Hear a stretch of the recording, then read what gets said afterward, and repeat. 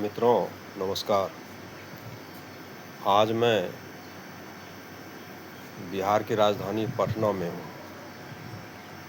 कुछ काम आ गया था, इस वजह से मैं कल आया हूँ यहाँ पर। तो मैंने सोचा कि कुछ यहाँ के बारे में अपनी जानकारी को साझा करूँ आपसे, ताकि इस प्राचीन शहर के बीते हुए कल, आज और आने वाले कल के ऊपर कुछ अपना विचार मैं साझा कर सकूं आपसे। तो बहुत अधिक समय न लेते हुए मैं अपनी बातों को आपके सामने रख रहा हूँ। ये आज का भाग दौड़ वाला शहर अति व्यस्त जगहों में से एक, भारत के बहुत ही ज़बरदस्त क्रेज, युवाओं में एक अलग से एक्साइटमेंट, उत्साह कुछ नया करने का, नए नए छात्रों के बीच भाग दौड़ की लाइफ, यहाँ तक कि बड़े छोटे, गरीब अमीर, हर तबके के लोगों को दिल में बसाने वाला यह अपना आपका शहर पटना। कुछ साल पहले यहाँ के बारे में बताऊं, आज से लगभग 40 साल पहले की बात। 40 साल पहले की बात मुझे पता है, क्योंकि मैं उस समय 12-15 साल का था। यही वो शहर है जहाँ की सड़कें चौड़ी थी, और आज मैं जिस जगह पर खड़ा हूँ ये कंकड़ बाग का मोहल्ला है। पटना का एक रिहायशी कॉलोनी है कंकड़ बाग, और मेरा मानना है कि पटना में जितने भी कॉलोनी है उसमें सबसे बड़े अगर एरिया में पॉपुलेशन में कहा जाए आज के दौर में, तो वो कंकड़ बाग है। और इस पटना में आज 40 साल पहले की बात, जैसे यहाँ की सड़कें चौड़ी थी और घर से आगे ड्रेनेज सिस्टम भी बहुत अच्छा था। उस समय यहाँ की आबादी भी कम थी, भीड़ भाड़ ज़्यादा नहीं था, स्वच्छ वातावरण था, लोग स्वस्थ जीवन जीते थे, खुले हवा में सांस लेते थे, मॉर्निंग वॉक, इवनिंग वॉक सब होता था। और अमूमन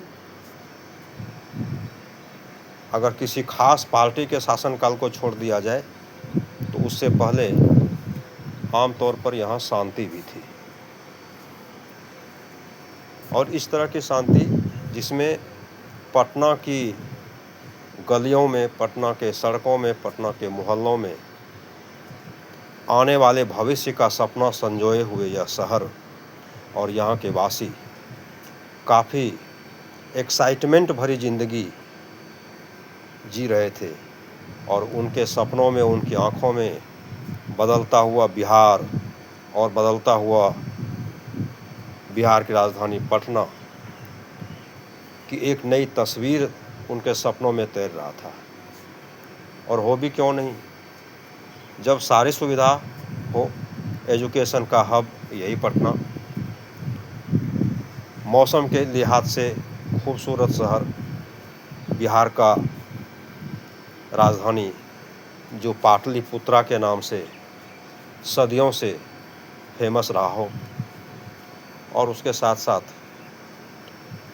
यहाँ की जो आबो हवा, यहाँ के लोग खुश मिजाज, हर दिल अजीज़ इंसान, एक दूसरे के साथ गम और खुशी सबका शेयर करते थे। ना कोई जाति बंधन था, ना कोई अमीर गरीब के बीच की खाई थी, बस था तो भाईचारा, प्यार, मोहब्बत।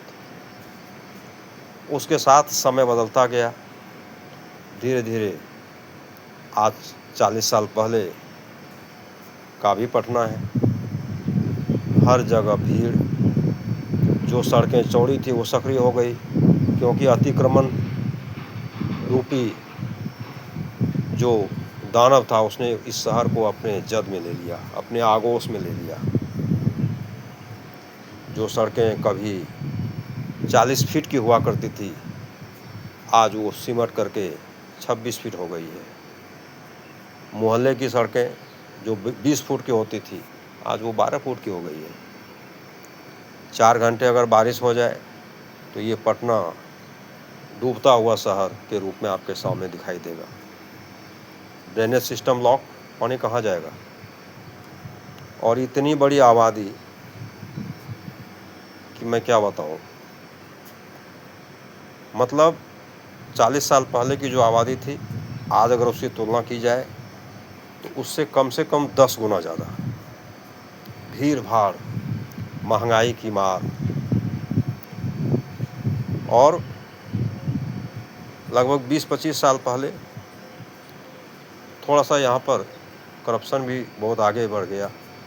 लोग एक दूसरे के लिए उनका हितैषी ना बन करके अपने लाभ कमाने के चक्कर में अपने स्तर को, अपनी सोच को गिरा दिया। लेकिन हमें उस पर नहीं जाना है। हमें हमेशा पॉजिटिव, अच्छी सोच के साथ आगे बढ़ना है, क्योंकि परिवर्तन संसार का नियम है। कभी अशांति थी तो शांति भी है, कभी सुकून भी मिलता था। तो आज का यह व्यस्त जीवन, पटना का स्टूडेंट्स का काफिला, बड़े बड़े इंस्टीट्यूट जिसमें अभी आप सुन भी रहे हैं, खान ग्लोबल स्टडी सेंटर और ज्ञान बिंदु जो अभी सुर्खियों में है, आपस में जो पंगेबाजी हो रही है उन दोनों में, इंडिया का टॉप लेवल का इंस्टीट्यूट और ऑनलाइन और ऑफलाइन क्लास के जादूगर कहिए मिस्टर खान सर, जिन्होंने काफ़ी शोहरत प्रसिद्धि भी पाई है, आज कुछ अघोषित कारणों को लेकर के अपने पड़ोसी ज्ञान बिंदु वाले से टकरा गए हैं और कानून की पेचीदगियों में फंसकर खुद भी डिस्टर्ब हो रहे हैं, बच्चे भी डिस्टर्ब हो रहे हैं। और पटना का एक बड़ा वर्ग स्टूडेंट भी अपने आप को असुरक्षित महसूस कर रहा है प्रतियोगी परीक्षाओं के रिजल्ट और अपने अध्ययन के लिहाज से। हालांकि जब सरकार का बदलाव होता है, सत्ता परिवर्तन होने के साथ बिहार में बहुत कुछ अच्छी बात भी देखने को मिल रही है। लगभग 20 साल से विकास हो रहा है, एजुकेशन का स्तर बढ़ा है, करप्शन भी कम हुआ है और एक सुशासन के नाम से एक इस राज्य पर, इस शहर पर मोहर लग गया है और सरजमीन पर उतरते भी हम लोग उसको देख पा रहे हैं। ये हम लोगों का खुशनसीबी है। उसके बाद थोड़ी चर्चा आने वाले फ्यूचर के बारे में कर लें। अगर इस तरह से रहा तो आने वाले 10, 20, 25 साल में हम लोग बहुत डेवलप कर जाएंगे, बहुत डेवलप कर जाएंगे। हाईटेक शहर हो जाएगा हमारा, और शहर के हाईटेक स्टेट के रूप में भी हो सकता है इंडिया में बिहार का स्थान एक अच्छे मुकाम पर जाए। गरीबी बाधक नहीं बनेगी, क्योंकि यहाँ प्रतिभा है, यहाँ एक्साइटमेंट है, यहाँ समृद्धि है, यहाँ विकास है। और जब ये सारी चीज़ें जुड़ जाती हैं तो आने वाले भविष्य में समृद्ध बिहार, खुशहाल पटना, समृद्ध पटना, डेवलप्ड सिटी के रूप में हम कल्पना कर सकते हैं। और ऊपर वाले से मैं ये गुजारिश भी करता हूँ कि हमारा सपना आप सबों के साथ, पूरे बिहार वासियों के साथ, पूरी पटना के लोगों के साथ सरजमीन पर उतरते हुए हम देखें। हमारा आने वाला भविष्य, जो हमारे कमिंग जनरेशन है, बच्चे, वो इस माहौल का उन्हें आनंद मिले, उन्हें लाभ मिले और एक दिन यह पटना बिहार के विकसित, डेवलप्ड कैपिटल के रूप में, राजधानी के रूप में भारत के तमाम बड़े शहरों के साथ कंधे से कंधा मिला करके अपने अंजाम तक पहुँचे। हमारी यही शुभकामना है ऊपर वाले से, कुदरत से, भगवान से, और आप सबों का इसमें साथ हो। यही उम्मीद के साथ, यही मनोकामना के साथ मैं अगले वीडियो में फिर मिलूँगा। तब तक आप व्यस्त रहें, मस्त रहें। जय हिंद, जय बिहार।